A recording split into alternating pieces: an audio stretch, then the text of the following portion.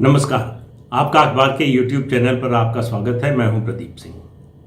आज फिर बात कांग्रेस पार्टी की करनी पड़ रही है। आज मैंने सोचा था बीजेपी पर कुछ करेंगे, कार्यक्रम करेंगे, लेकिन एक नया घटनाक्रम हुआ है, नई खबर है, आप तक अब तक पहुंच गई होगी।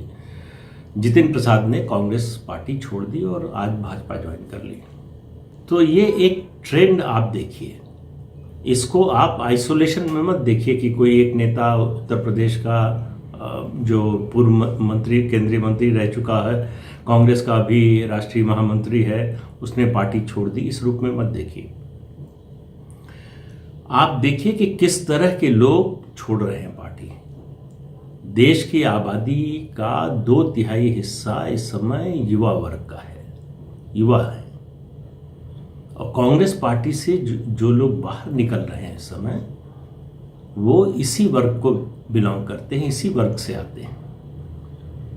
अब परसों मैंने आपसे बात की थी 3 मुख्यमंत्री, 3 राजनीतिक वारिस, उसमें देखिए वो दूसरी पीढ़ी थी, उसमें दूसरी पीढ़ी खासतौर से ममता बनर्जी और केसीआर के संबंध में। जगनमोहन रेड्डी जो है वो इसी पीढ़ी को बिलोंग करते हैं, इसी पीढ़ी से संबंधित उनको माना जाना चाहिए।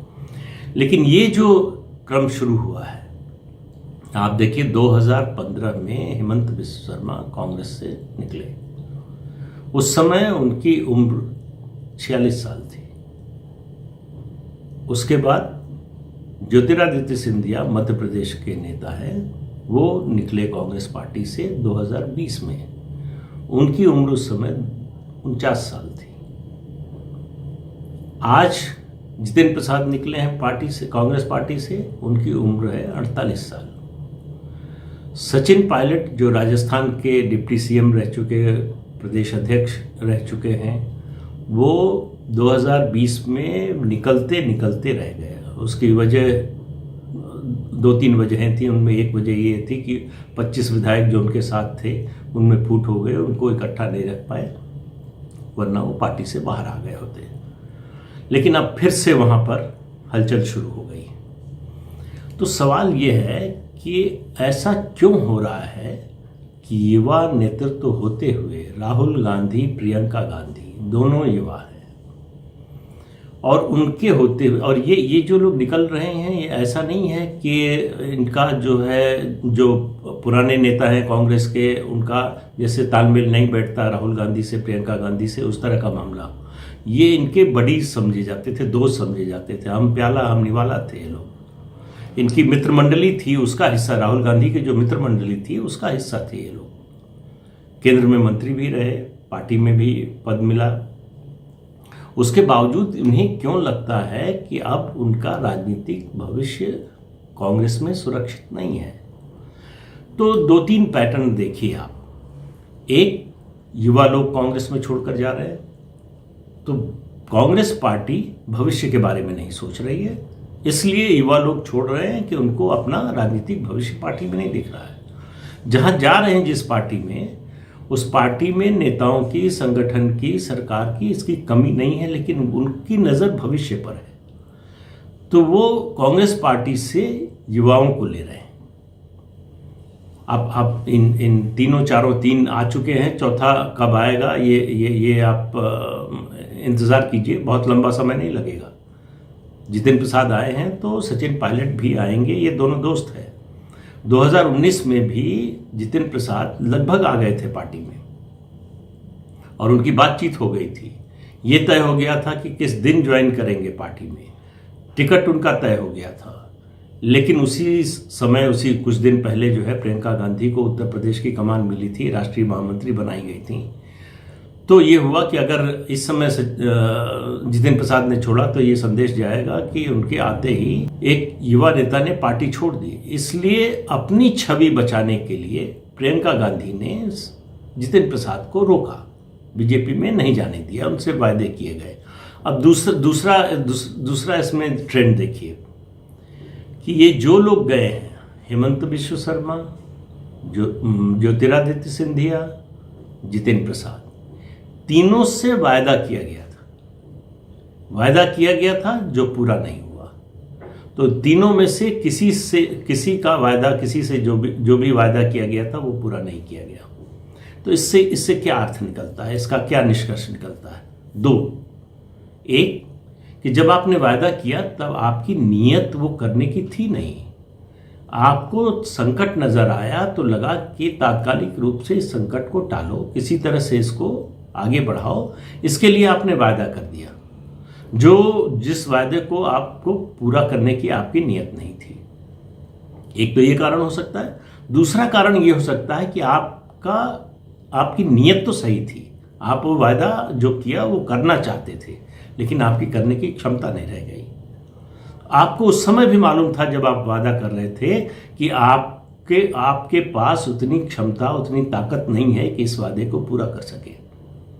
ज्योतिरादित्य सिंधिया का मामला लीजिए, उनको कैंपेन कमेटी का चेयरमैन बनाया गया था विधानसभा चुनाव में 2018 के। पूरे प्रदेश का दौरा किया, मेहनत की, उनको ये आश्वासन दिया गया था कि मुख्यमंत्री बनाया जाएगा, लेकिन जब रिजल्ट आया और कांग्रेस की सरकार बनने की स्थिति आई तो कहा गया कि नहीं, कमलनाथ मुख्यमंत्री होंगे, आप अभी जो है थोड़ा इंतज़ार कर लीजिए, आपको प्रदेश अध्यक्ष बना देंगे, आपको राज्यसभा में भेज देंगे। वो इसके लिए तैयार हो गए, उन्होंने कदम पीछे खींच लिए। अब उन्होंने कदम पीछे खींच लिए, उसके बाद से उनको हाशिए पर डाल दिया गया। मान लिया कि अब ये कहाँ जाएंगे, तो उनको आप प्रदेश अध्यक्ष बनाना तो दूर, राज्यसभा का जब समय आया तब भी कांग्रेस को एक सीट क्लियर मिल रही थी, दूसरी में कुछ दिक्कत थी, कुछ विधायक कम पड़ रहे थे, उनका इंतजाम करना था, वो शायद हो भी जाता। दूसरी सीट दी गई ज्योतिरादित्य सिंधिया को, पहली सीट किसको दी गई? दिग्विजय सिंह को, जिन्होंने पूरे चुनाव में पार्टी का प्रचार नहीं किया, घर बैठे रहे कि मैं इस चुनाव में प्रचार नहीं करूंगा। तो आप देखिए, प्रायोरिटी देखिए पार्टी की, या तो ये प्राथमिकता, गलत प्राथमिकता का सवाल है, या फिर जो है मजबूरी का और कमजोरी का संकेत है। तो दो बातें जो कही गई थी ज्योतिरादित्य सिंधिया से, वो पूरी नहीं हुई। सचिन पायलट ज्योतिरादित्य सिंधिया से ज़्यादा उन्होंने जद्दोजहद की, क्योंकि उन्होंने ज़्यादा मेहनत की थी।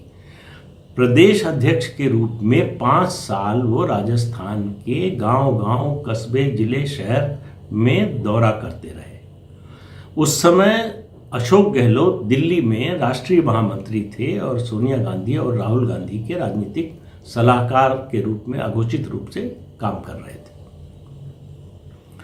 वो जब चुनाव का नतीजा आया और पार्टी की सरकार बनने की स्थिति आई तो अशोक गहलोत आगे हो गए, सचिन पायलट पीछे हो गए।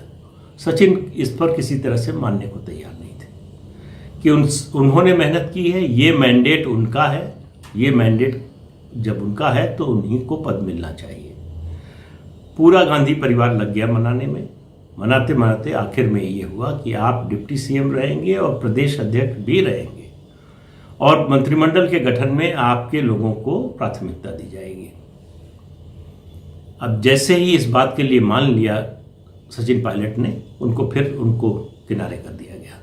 अशोक गहलोत लगातार उनको परेशान करते रहे, उनको ह्यूमिलिएट करते रहे।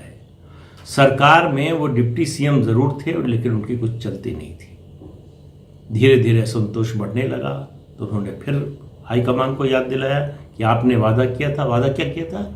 कहा था कि अभी आप मान जाइए, लोकसभा चुनाव के बाद आपको मुख्यमंत्री बना देंगे। और उस समय तो हवाई घोड़े पर कांग्रेस सवार थी, उनको लग रहा था कि केंद्र में सरकार बन रही, तो उन्होंने कहा अशोक गहलोत केंद्र में मंत्री बन जाएंगे, आप जो है प्रदेश में मुख्यमंत्री बन जाइएगा। अशोक गहलोत ने भी हामी भर दी उस समय, लेकिन अशोक गहलोत चालाक आदमी है, चालाक राजनीतिज्ञ है, उनको पता था कि क्या होने वाला है, और उन्होंने जब नतीजा आ गया 2019 के लोकसभा चुनाव का, उन्होंने मुख्यमंत्री पद से हटने से मना कर दिया। अब हाईकमान की ये स्थिति नहीं थी, ये ताकत नहीं थी कि अशोक गहलोत को हटा के सचिन पायलट को मुख्यमंत्री बना दे। तो नहीं बने, आखिर में उन्होंने बगावत कर दी। जब लगा कि पार्टी टूट जाएगी और सरकार खतरे में आ गई है, तो फिर उनको मनाने की कोशिश की गई। उनकी भी कमजोरी निकली कि जितने विधायकों का समर्थन उनका था, उनमें से कुछ टूट गए, तो वो संख्या बन नहीं रही थी उनकी, जिससे कि सरकार गिर जाए। सचिन पायलट का उद्देश्य था कि किसी भी हालत में अशोक गहलोत को मुख्यमंत्री पद से हटा देना है। वो संख्या नहीं बन पा रही थी। वो पार्टी से अलग तो उस समय भी हो सकते थे, लेकिन वो संख्या नहीं बन रही थी, तो इसलिए उनको लगा कि इस बगावत का कोई फ़ायदा नहीं है, तो समझौते के लिए तैयार हो गए। एक कमेटी बना दी गई और कहा कि ये बहुत जल्दी फैसला करेगी और आप ये जो सत्ता का बंटवारा है राज्य में, वो आपके अनुकूल हो जाएगा, या कहें कि आपके विरुद्ध नहीं होगा, इतना भी मान लेते। उसके लिए सचिन पायलट तैयार हो गए। 10 महीने हो गए, कुछ नहीं हुआ, क्योंकि कुछ करने की नीयत नहीं थी या कुछ करने की क्षमता नहीं रह गई है। दोनों में से कोई एक बात तो है जिसको मानना चाहिए। तो साफ साफ कहना चाहिए कि भाई हमारी उस समय हमने संकट टालने के लिए कहा था, या कहिए कि हम करना चाहते हैं सचमुच लेकिन कर नहीं पा रहे। तो ये दोनों बातें नहीं बताई जा रही। तो अब सचिन पायलट और उनके साथियों ने फिर से जो है वहाँ से बुआहट शुरू हो गई है कि भाई ये कब तक चलता रहेगा इस तरह से, कब तक हमारी उपेक्षा होती रहेगी, जो जनादेश हमको मिला था उससे हमको आप कब तक वंचित रखेंगे। तो वहाँ कुछ होने वाला नहीं है, मतलब कांग्रेस हाईकमान की ओर से कुछ नहीं होने वाला, कोई परिवर्तन नहीं होने वाला है। अब सचिन पायलट को ये फैसला करना है, बीजेपी उनको लेने के लिए तैयार है। सचिन पायलट की अभी ये जिद है कि वो राजस्थान की ही राजनीति करेंगे, प्रदेश की ही राजनीति करेंगे, उसी में रहना चाहते हैं। एक बात तय है कि अगर अशोक गहलोत सरकार गिर भी जाए तो बीजेपी उनको मुख्यमंत्री नहीं बनाएगी। ये बात सचिन पायलट को बता दी गई है, लेकिन सचिन पायलट वहां से निकलने को तैयार नहीं। अगर सचिन पायलट के गिराने से सरकार बनती तो एक दूसरा समीकरण है, वसुंधरा राजे सिंधिया बैठी हैं जो ऐसा होने नहीं देंगी। तो इसलिए बीजेपी चाहती है कि सचिन पायलट निकलें कांग्रेस पार्टी से और बीजेपी में आ जाए, उनको केंद्र की राजनीति में ले आएंगे, राज्यसभा में भेजेंगे, मंत्री भी बना सकते हैं। अब मंत्री बनाने का वायदा किया गया है या नहीं ये पता नहीं अभी, लेकिन राज्यसभा में भेजा जाना उनका आप मान सकते हैं लगभग निश्चित है अगर वो आते हैं। अब ये फैसला सचिन पायलट को करना है कि उनको उसी तरह से उसी लड़ाई जद्दोजहद में लगे रहना है या फिर निकलकर बाहर आना है।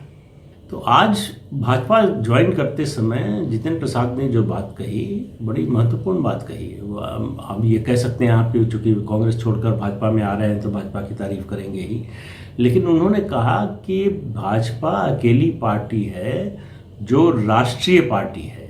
अब इससे तो कोई जो है इस पर कोई विवाद नहीं हो सकता, जो लोगों के भले के लिए काम करने की सोच रही है, कर रही है।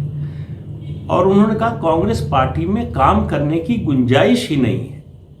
अब आप देखिए कुछ महीने बाद उत्तर प्रदेश में विधानसभा के चुनाव हैं। ऐसे समय में मतलब कांग्रेस का, उनको जितेंद्र प्रसाद को भी मालूम था कुछ नहीं होने वाला है, कांग्रेस उत्तर प्रदेश में दहाई में भी नहीं पहुंच पाएगी, उसका आंकड़ा जो है जीत का नहीं पहुंच पाएगा। लेकिन कांग्रेस पिछले आप कहें कि कई चुनावों से, खास तौर से 2017 के चुनाव में जब प्रशांत किशोर उनके एडवाइज़र थे, पॉलिटिकल स्ट्रेटजी बना रहे थे, तो उनका एक प्रस्ताव था कि ब्राह्मण चीफ मिनिस्टर प्रोजेक्ट किया जाए। तो उसके लिए नाम हुआ, पहले हुआ कि प्रियंका गांधी को प्रोजेक्ट कर दिया जाए। अब वो ब्राह्मण है नहीं है उस विवाद में मैं नहीं जाना चाहता। तो नाम आया जितेंद्र प्रसाद का, उसके लिए पार्टी तैयार नहीं हुई। फिर शीला दीक्षित का नाम आया कि उनको प्रोजेक्ट किया जाए। तो आप देखिए 78-80 साल की शीला दीक्षित हो रही थी, जो दिल्ली का चुनाव हारने के बाद एक तरह से हाशिए पर थी। उनको उत्तर प्रदेश में मुख्यमंत्री के रूप में प्रोजेक्ट करने के लिए पार्टी तैयार थी, लेकिन 40-42 साल के युवा नेता को प्रोजेक्ट करने के लिए तैयार नहीं थी। जितेंद्र प्रसाद के पिता जितेंद्र प्रसाद भी कांग्रेस में रहे। कांग्रेस अध्यक्ष का चुनाव वो सोनिया गांधी के खिलाफ लड़े थे, हार गए थे, और बस इसके बाद कुछ कहना जो है वो ठीक नहीं है। तो वो हार गए थे, लेकिन वो कांग्रेस में बने रहे। जितेंद्र प्रसाद भी शुरू से ही जो है, जब राजनीति उन्होंने ज्वाइन की, जब पॉलिटिक्स में आए, तब से जो है वो कांग्रेस पार्टी में ही है। तो बीजेपी के लिए अब बीजेपी को तलाश थी एक ब्राह्मण चेहरे की और युवा ब्राह्मण चेहरे की। उत्तर प्रदेश का जो सामाजिक समीकरण है उसको साधने के लिए वो जितेंद्र प्रसाद के रूप में उसको मिल गया है। तो कांग्रेस के बारे में ये जो धारणाएं बन रही हैं, आप देखिए ये बीजेपी जो कर रही है, जिस तरह के लोगों को कांग्रेस में ला रही है, उससे लगातार एक बात की धारणा बनाने की और उसको पुष्ट करने की कोशिश कर रही है कि राहुल गांधी का नेतृत्व नाकाम है, वो पार्टी को आगे ले जाने में, पार्टी के नेताओं को आगे बढ़ाने में, उनसे काम लेने में नाकाम है। और पार्टी जो है, कांग्रेस पार्टी, ऐसा होने दे रही है। सिर्फ मैं अभी बाकी लोगों की बात छोड़ दीजिए, इन सिर्फ 4 नेताओं के बारे में आप सोचिए कि ये भविष्य में कांग्रेस के स्तंभ बन सकते थे अपने अपने राज्यों में। तो ज़्यादा समय नहीं है जब मुरली देवड़ा के बेटे मिलिंद देवड़ा बीजेपी में शामिल हो जाए। वो तैयार बैठे हैं, ये बीजेपी को तय करना है कि कब लेना है या नहीं लेना है। तो ऐसे युवा नेताओं की अच्छी खासी सूची है जो पार्टी से नाराज है, जिनको पार्टी में अपना भविष्य नहीं दिख रहा है। तो मामला केवल G23 का नहीं है कि आप उन पर आरोप लगा दें कि ये इन लोगों को हमेशा मिलता रहा पद, इतने लंबे समय से मिल रहा है, अब इनका सक्रिय राजनीति का जीवन जो है बहुत कम बचा हुआ है, इसलिए जल्दी में है, धैर्य नहीं दिखा रहे हैं। ये लोग तो युवा लोग हैं। और G23 में जितेंद्र प्रसाद भी थे, उन्होंने भी चिट्ठी लिखी थी, चिट्ठी पे दस्तखत किए थे, जो चिट्ठी सोनिया गांधी को लिखी गई थी। तो उस चिट्ठी पर कुछ नहीं हुआ खास, एंटनी कमेटी पर कुछ नहीं हुआ, अब अशोक चौहान कमेटी बनी, उसकी रिपोर्ट आ गई, उस पर भी कुछ नहीं होने वाला है। तो कांग्रेस पार्टी कहाँ जा रही है, किस ओर जा रही है?